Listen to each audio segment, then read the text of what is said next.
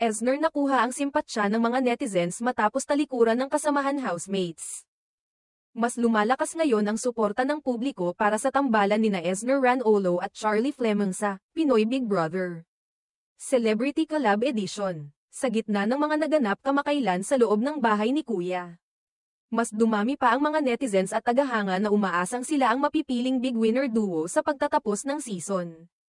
Nagsimula ang pagsiklab ng damdamin mula sa mga manonood matapos ipalabas ang episode kung saan inanunsyo ang 6 na opisyal na duo na maglalaban sa nalalabing-4 na linggo ng reality show.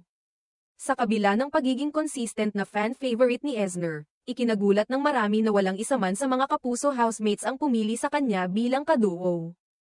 Ito ay taliwas sa mga nauna nilang pahayag na gusto nilang makapareha si Eisner kung mabibigyan ng pagkakataon. Ayon sa ilang manonood, tila hindi tapat ang naging aksyon ng ilang housemates. Lalo't noong mga unang linggo ng kompetisyon ay hayagan pa nilang sinasabi ang paghanga nila sa diskarte at personalidad ni Eisner. Kaya naman sa sandaling ipinakita ang final pairings, hindi naiwasan ng mga taga-suporta ni Eisner na makaramdam ng pagkadismaya, lungkot, at maging galit.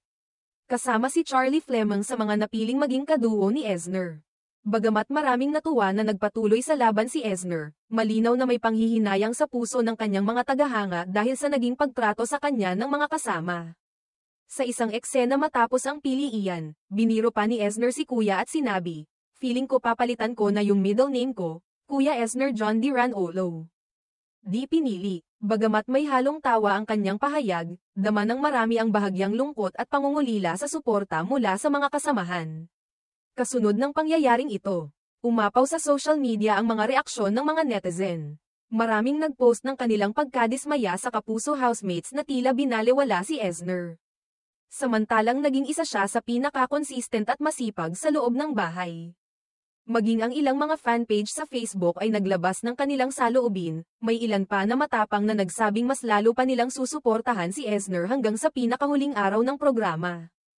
Ilan sa mga fanpage ang naglabas ng open letter at hashtags na nagpapakita ng matinding suporta sa vlogger. May mga nagsabing si Eisner ay naging inspirasyon sa kanila dahil sa kanyang pagiging totoo, masayahin, at hindi nawawalan ng respeto kahit pa may mga pangyayaring hindi kanais-nais. Si Charlie Fleming naman ay pinuri rin ng mga netizens dahil sa pagiging bukas palad nitong tanggapin si Eisner bilang partner sa gitna ng mainit na issue. Sa kabila ng mga kontrobersya, mas tumibay ang ugnayan nina Eisner at ng kanyang mga tagahanga.